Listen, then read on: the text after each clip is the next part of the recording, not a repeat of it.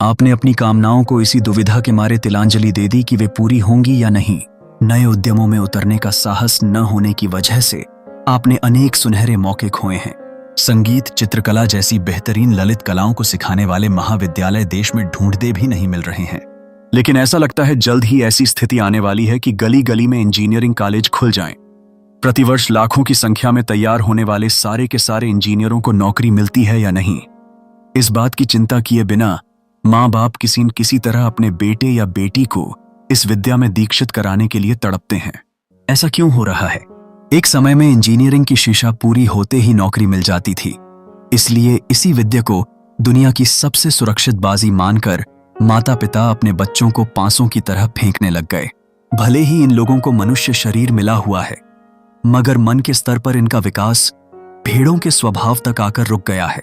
हजारों लोग जिस काम को करेंगे, ये भी उसी काम को करेंगे। खुद सोचकर फैसले पर नहीं आएंगे। रात दिन इसी की रट लगाते लगाते माँ बाप अपने बच्चों के मन को भी भोथरा बना देते हैं। मैं केवल इंजीनियरिंग विद्या की ओर संकेत नहीं कर रहा हूं।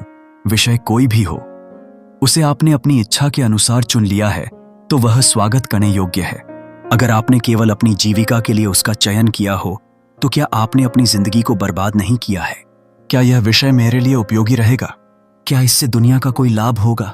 आदि प्रश्नों पर मन लगाकर चिंतन किए बिना क्या आप भी सबके द्वारा कूदने की उस पहाड़ की चोटी र से कूदेंगे? क्या इसी के लिए आप इतनी सीढ़ियां चढ़ाए हैं? नए तौर पर कोशिश करके देखने का साहस नहीं है तो हमारे जीवन का अर्थ ही क्या है? अगर आप निरापद सुरक्षित स्थान ही चाहते हैं तो क्यों न कब्र में जाकर आराम कर लेते। सुरक्षित जीवन बिताने की इच्छा से यदि हम अपने चारों ओर दीवारें खड़ी करेंगे तो हम जीवट के साथ जी नहीं सकते। यूं जान को दफन करने के बाद केवल शरीर को 60-70 साल तक किस लिए खंजते चलना है? किनारे से दूर जाने के साहस के बिना यदि जहाज किनारे किनारे ही चलता रहे तो वह कहीं नहीं पहुंचेगा। वह जहाज दलदल में धंस कर रह जाएगा। कहानी हमारी प्रतीक्षा और अनुमान के अनुसार न होकर मौके दर मौके चौंकाने वाले मोड़ों के साथ चलती रहे। ऐसी सस्पेंस वाली कहानी की ही ना आप बढ़िया मानकर तारीफ करेंगे, लेकिन केवल अपनी जिंदगी को बिना किसी मोड़ के सीधा सपाट क्यों बनाना चाहते हैं? युवा रहने की योग्यता केवल हठपुश शरीर नहीं, दृढ़तापूर्ण मन भी है। अप्रत्याशित विपदाओं की भी साहस के साथ कामना कीजिए।